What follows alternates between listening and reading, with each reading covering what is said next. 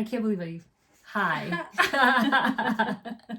Sorry, I was chatting. Yeah. Welcome back to, what are we at? Episode 46? 46. 46 tonight.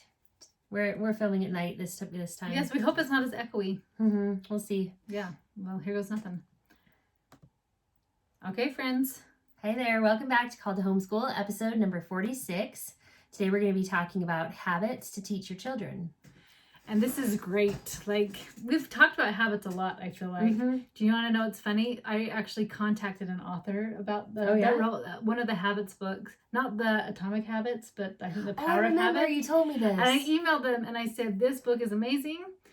Let's co-write a book together about children. And he politely declined. But my offer's still out there, sir. So I think Charles Duhigg, right? Okay. So he politely declined my offer. At least you got an answer. He said he personally answers all emails, so I thought that's pretty cool. What's it gonna hurt if I email him? So anyways, it's just habits and children and homeschool, like it kind of just all rolls into one thing. Yes. Because when you're homeschooling and your kids are home all day, you need them to have good habits or your days are not going to go very well. That's what I think of when I see Instagram posts from cute moms, and they're great moms, and their kids are at school, right, all week, and then they're like, oh, 3-day weekend, shoot me now. And it's like, because you don't have those good habits with your kids. Like, you're on, somebody called it cruise director. Yeah. Because you're just there for the weekend to Christmas entertain. Song, Mom and Dad can hardly wait for school to start again. Yes. Every time I hear that, I'm like, oh, I don't feel that way.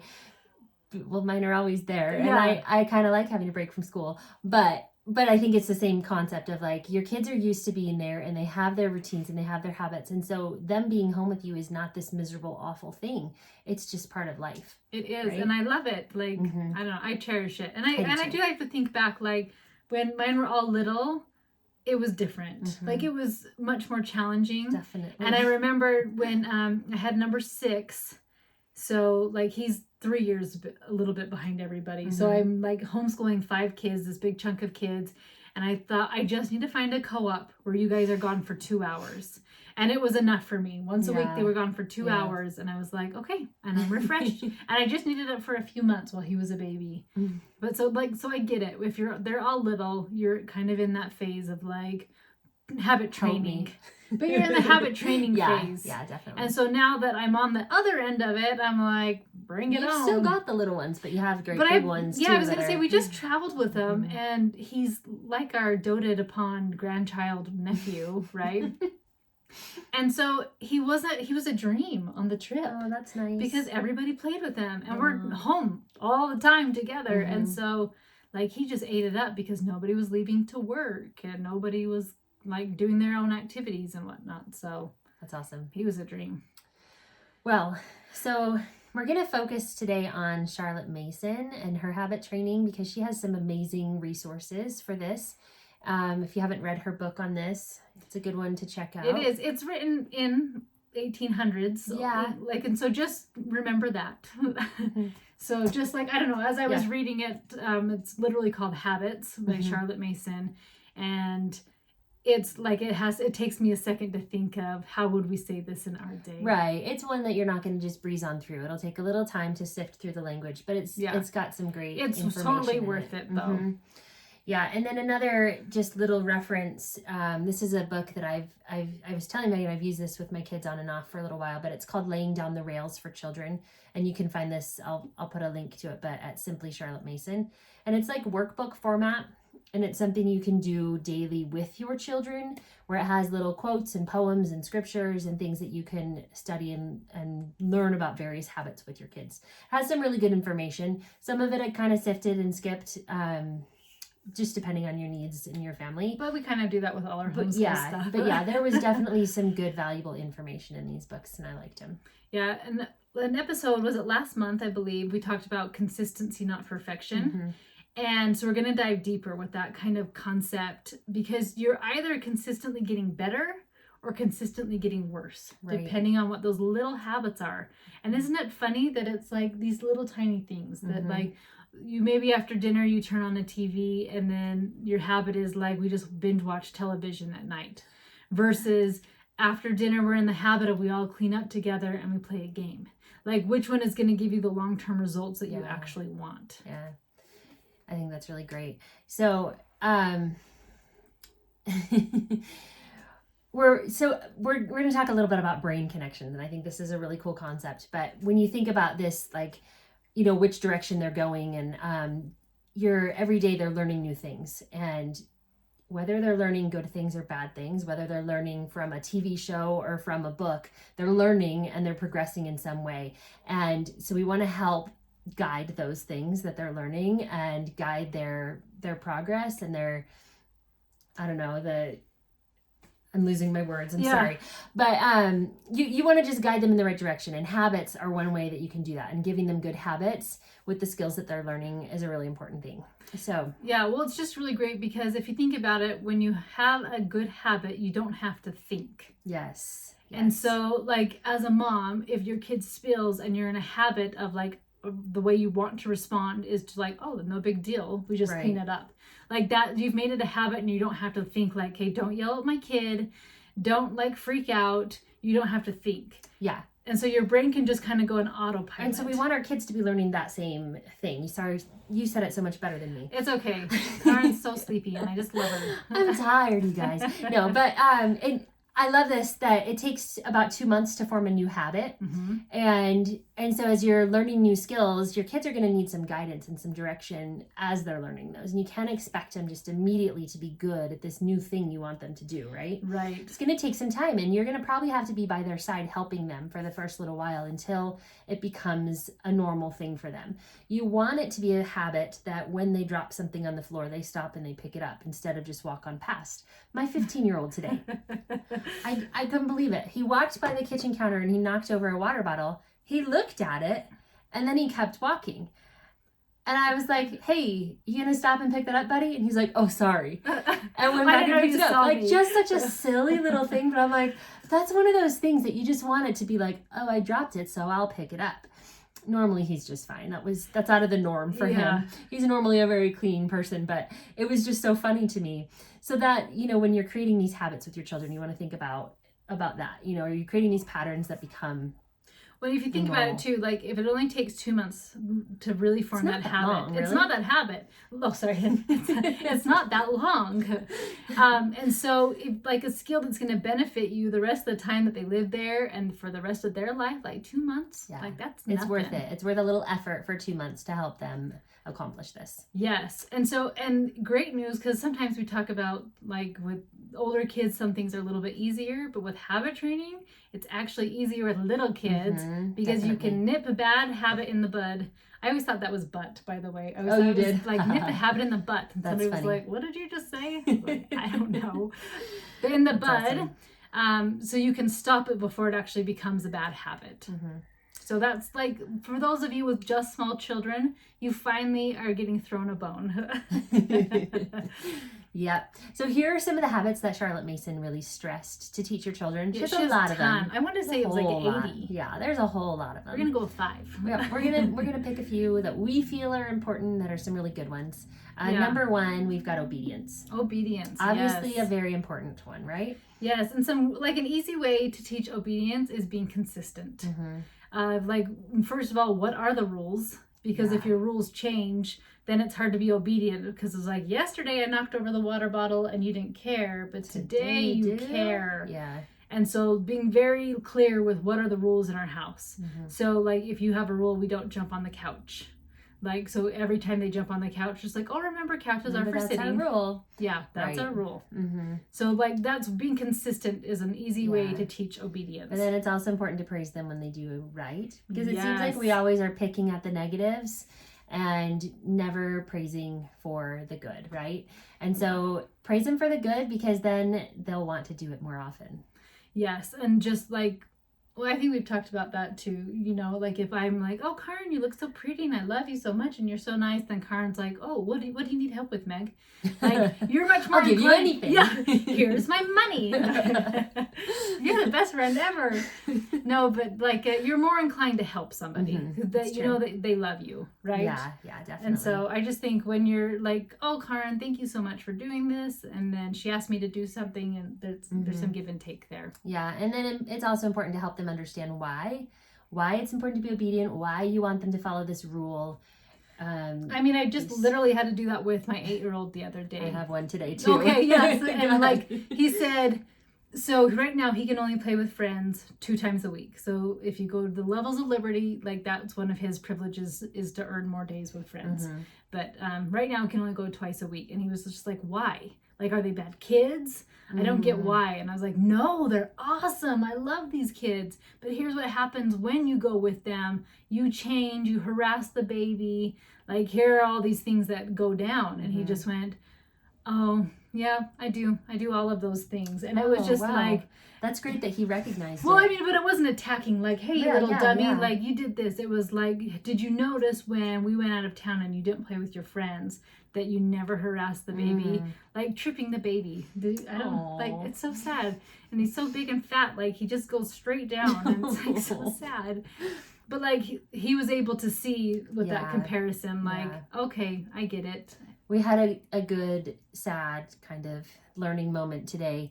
I was driving kids places and we were in a school zone, and so there was a lot of traffic and there was a car parked along the side of the road and a lady was pulling out and didn't see me driving. I was driving very slowly, but I could see her coming and she didn't see me, and so I put on the brakes very quickly, and my 6-year-old had not buckled her seatbelt yet. We had just kind of shortly gotten in the car, but she hadn't buckled her seatbelt and she went flying and she hit her head really hard. Oh, darn it. And just started sobbing. And I don't think she was hurt as bad as she was crying. I think a lot of it was fear. But it was a really good moment for me to teach her, this is why it's really important that we wear a seatbelt, you know, because she suddenly was realizing, oh, I can really get hurt if I don't wear a seatbelt. And I've talked about it many a time to her. You know, every time we get in the car, is your seatbelt on? I didn't that day or today, obviously. I've forgotten in that moment, but it's a moment where you can teach, and when you have those teaching moments, it's great to take them and to help them really understand the why of this rule. Yeah, and sometimes it does have to be a bunk on the head, unfortunately. She's totally fine. Nothing is hurt. She didn't even have a bruise. She's okay. But it was a good moment for teaching. But I even think that with the obedience with the older kids of why can't I just be on my phone? And like why, you know, and giving them that why. And even if you need to pull out some like statistics and facts and whatnot, and depression with teens that are on their phone a lot, and the kind of person you're becoming and the habits you're building with that, right? And so that why, no matter what age, obviously like my 2-year-old doesn't completely understand the why, but you can start with those obedience of just being consistent, like, oh, we don't do this. Okay, the second one is observation. And I love this one. I like this one too. It's a good one. So it's from that relationship that children will begin to care for their world and taking care of it. So what does that mean? So I see this as they will see a need and fulfill it without being asked. So remember the book Dog Poop Initiative? Oh, it's like it's a real, like, it's a book. I have it. And a soccer game, a dog pooped on the soccer field. Okay. And everybody was like, somebody should take care of that. Oh, yeah. Somebody should take care of that. And finally a dad went and got like a plastic bag, picked up the poop and threw it away. And was like, we're all somebody. We're all somebody, yes. So to me, like, the observation is like, instead of saying somebody should do something about this, like, I should do something about this, and kind of looking at that from a personal, like, somebody should clean this kitchen. You know, my hands are not painted on. Like, I could clean this kitchen. And I think that's a really important thing to teach your kids. I don't think they learn that easily, though. That's something I feel like I'm still working on often with my kids. Like, you know, you see a mess and you walk over it instead of stop and pick up the thing you tripped over. You just leave it there and trip over it again, right? And so just helping them understand that concept of, if there's something there, you know, you observed it, you actually tripped over it, taking the moment to put it where it belongs instead of letting the next person trip over it, or you again, you know. But for some reason, kids struggle with this one. I don't know. Well, it's interesting too, like, if they see you doing something. So my husband lived in Ecuador for 2 years, and they just threw their garbage wherever, and it was just filthy. And so litter to him, like, he does not like litter. And if he's running, if he's hiking, he will pick it all up. And like, we will take it with us, and we've gone to some hot pots before, and we brought plastic bags to clean up other people's litter, right? We're going home with like beer cans, right? That's funny. But guess what my kids do now? They pick up litter. That's amazing. And so when we go on our run, they're picking up garbage they see, and they're doing this because dad is doing it. And so sometimes they can do it by just seeing it. Yeah, that's good. Yeah, you teach by example. Observation 2 is things out in nature. Mm-hmm. Of something beautiful. Like, God made this. Yeah. A beautiful bird. Like, it's inspiring. Have you seen a sunset before and you're just like, oh, yeah. There are no words to describe. Or been in like the most beautiful place you've ever been, and you're just looking out and it's unreal, you know? Yeah. Yes. And just like teaching them to appreciate what they observe. That's good. Yes. Yeah. I like that. Okay. All right. The next one is routines. I think routines are really important, and we've talked, a lot about this as well, I think, but having a regular routine, kids are going to know what's expected of them and know what's going to happen throughout their day, and being used to that routine, they get up and they go, and they know what to do when they get up. Like, for instance, you get up, you get dressed, you do your morning chores, you eat your breakfast, you brush your teeth.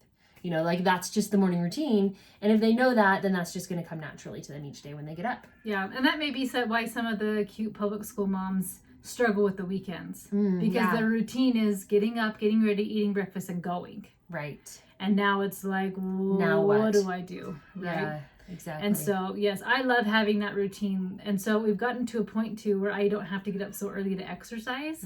Like, I can sleep into like 6:30 now. Wahoo. I know. I'm living large. But I can come home and the little ones have like gotten the baby ready. They have eaten. They've gotten their chores done. They're dressed and ready to go. So I can come home. I grab a protein drink and we start school. That's great. So I love it. Like, really, but I mean, like I said, you have to take the time to train them so that you can reap the benefit of it. Okay, number 4 is excellence, and this is teaching them the habit of doing your best, which is so good. Like, it is so good. In life, to always do your best. Can you imagine, like, if you really showed up that way? Like, it just, in your schoolwork, do your best. Yeah, and I think that's just a really important thing for kids to understand as well. I mean, I've said that about every single one of these. Goodness. That's why we picked these on 5. Karen's like, this is a good episode. You guys should listen. This is so good. We're so good. No, but for reals, I just think teaching your kids to always do their best, like, what else do you want out of life but to do your best? Yeah. I have always in my life sought to do my best. There's times when I'm obviously not at my best. But if you're an example of that to your children, and you're always striving yourself to do your best and not just giving it a half effort, they're going to see that, and they're going to learn that from you and value that. And yeah, it's just great, like, with your schoolwork and ways to teach that. I think too, like, if somebody does really sloppy penmanship, and it's like, oh, look, we can just redo this. And it's like, wait, what? Because there's no schedule. Like, we don't just have to turn in our assignment and get it done, right? Like, no, we're going to do our best. Yeah, it's not about just getting it done. I had to learn that. My oldest is, he's kind of a sloppy, fast worker. Okay. He's very quick at getting his work done, but most of the time it's very sloppy. And mostly right, but just a mess. Does that make sense? Yeah. And often, like, if he would get problems wrong in his math, it would just be because he was hurrying through it and not taking the time to actually think it through. And so that's something I've had to work on with him a lot. And he's gotten a lot better as he's gotten older. But I wasn't good about making him redo his handwriting and things like that. And his handwriting is atrocious. It's terrible. He's left-handed. We blame it on that, but not really. I didn't know he was left-handed. He is left-handed. I have 2 right-handed? lefties. Yeah. So is that tricky to teach him? Yeah. I have 2 left-handed kids. That could be like a whole episode. It's hard. I'm like, I could do curious about this now. Anyway, none of mine are lefties, but I think it's been good for him to recognize, like, oh, I have to put in a little more effort. And it's not that he couldn't do well, it was just that he didn't give it his best, and he didn't put in his best effort. And when he did, he recognized, I can do better if I take a couple of minutes. And he says that himself. He's like, I know my handwriting's bad, but if I slow down, I can make it look good. He recognizes it. He knows. So he's a bright kid. Yeah, he knows. But I think doing your best too with, like, your housework, and, like, it just starts spilling over. Because then it's like doing your best in life, or do you just Netflix binge? Like, that's not your best, right? Like, you have to be honest with yourself. Doing the best with how you spend your time each day. Yeah, is, I think, important as well. And it's not the perfection, right? But, like, doing your best. Yeah. Okay. Number 5. And then last one is free time. And this is really about kids knowing how to be bored. Yes.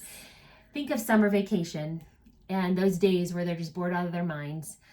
But if a kid is used to that and boredom comes and they know what to do with it, instead of whining and complaining, they find a way to fill it, then I think that's a good thing. Or else they just allow it and their brain is okay with a little downtime. It's really good for them. Well, it's just, we live in such an interesting age, and I love all my modern conveniences, so please don't take them away.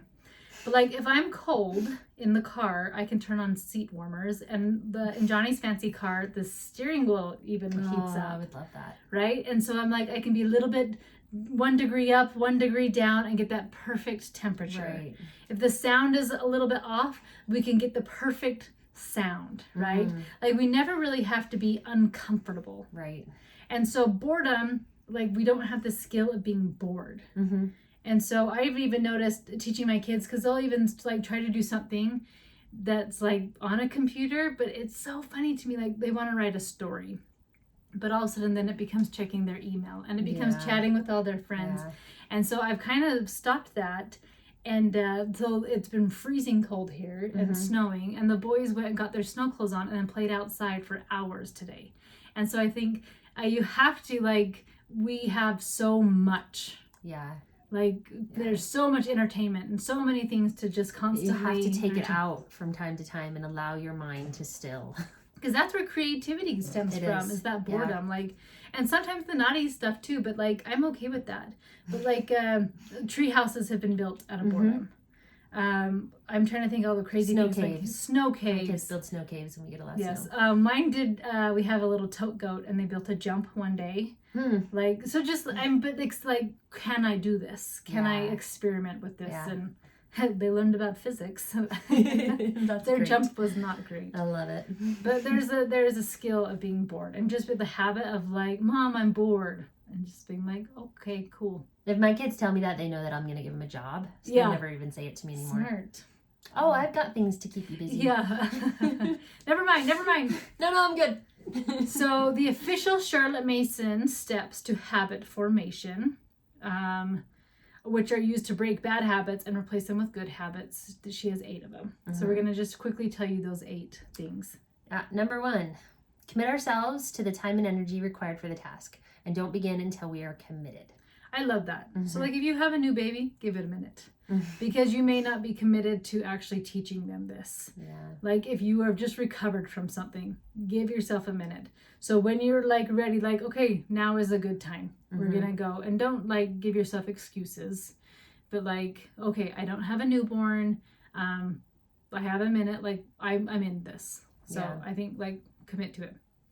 Number 2, pray for strength and perseverance, right? Of being patient and like, I got this. We all need a little bit of extra prayer and strength, right? That one you just can't go wrong. Number 3, talk with the child. Form a mother-child team determined to acquire the good habit. I think this is great if you communicate to your child what's happening and they understand as well. It's just so important for them to be on the same team and be. And I think that's why that connection is so big, because then you can be on the same team. And like how we talked about, both of our kids like struggled with the seatbelt and playing with friends, but we're on the same team, and so they're like, okay, I get it. But you need to have that relationship, right? Number 4, don't allow the bad habit. I don't understand that next part. Or expect the new good habit is the second half of this. So you're not gonna allow them to keep doing the bad habit, but at the same time, when you're teaching them a new habit, you can't always expect that to happen. Okay, that didn't make sense to me. So thank you for explaining that to me. I gotcha. Okay. I am tired, but I figured this out. Yeah, I was like, smile and wave. Yeah, so you're teaching them something new. So you're in that gray area. Just like, okay, it's going to be a little bit messy. We're not going to do this bad habit anymore, but we also haven't mastered it. And that's okay. We're in the middle. Number 5, remind the child as needed in a way that keeps mother and child on the same team. So not nagging. That's what I was And I think it'd be praise. Like, hey, I noticed you got in the car the other day and you put on your seatbelt. Thank you. You're doing awesome with that. Or I love the way you folded your pants when you put away your laundry. Something simple like that. Like, my kids love to just shove their clothes in and then things are overflowing from their drawers.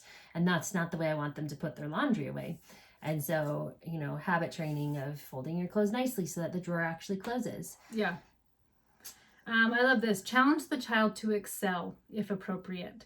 And I think this is so good as a homeschool mom because you know them and you can push, you can push them where you can push them. Like, I see your potential. I know you can master this one. Like, you are so amazing. Yeah. You've got this. But I like that she added on if appropriate, because I think that sometimes we can over challenge our children and expect too much out of them that they're not quite capable. Well, and especially too if you have a child with special needs. Oh, right. Yeah. Or any mental health stuff. Like, you're not going to have a kid who's super depressed and doing like, come on, you got this, you got this. And you might be in a different place. Yeah. Number 7, permit no reversion. So we don't want them reverting back. And I think this is very similar to don't allow the bad habit. But but if they've already maybe achieved this habit and are doing well at it, don't let them revert back to their old ways. Isn't this good advice for ourselves too? Like, I can think of so many things where I'm like, oh, let me tell you mine this month. So I've been doing this 40-day sugar fast that I love. It's a book I highly recommend. Look it up. But I let myself take a week off when I went out of town to New York. Oh, interesting. Because I wanted to just experience New York and eat from the bakeries and different things. And it was really, really hard for me when I came back to jump back onto the no sugar bandwagon. Today was particularly hard for me. And so letting myself have that little break, while it was fun for me, it was really hard to go back. I think exercise is another one. Yeah, definitely. Take a break from that. Definitely. But like, if you take a big break from school, then it's like hard to get back in. So yeah, Charlotte made some newer stuff. She did. And then the final one, number 8, is to guard the habit. I love this too. I just think it's beautifully said. You know, if you have this new habit that you've worked for months to have, guard it, keep it, protect it, and keep working at it until it's a lifelong habit. Yes. So that was this episode. I loved it. I'm totally biased, but like, it was good for me as a reminder as well, as just like, yes, this is just habit training. We're just like, oh, you just haven't mastered that. That's what I love when my kids do something like they wash the dishes and like they kind of wash like peanut butter off a spoon, and it's like disgusting. Oh, I washed it. And it's just like, oh, it's okay, you just don't have the skill yet. We're gonna show it. I do my tutorials and they hate those, so they're like, never mind, I'll redo it. That's awesome. All right, friends, thank you so much for tuning in. Have a great week. We'll see you.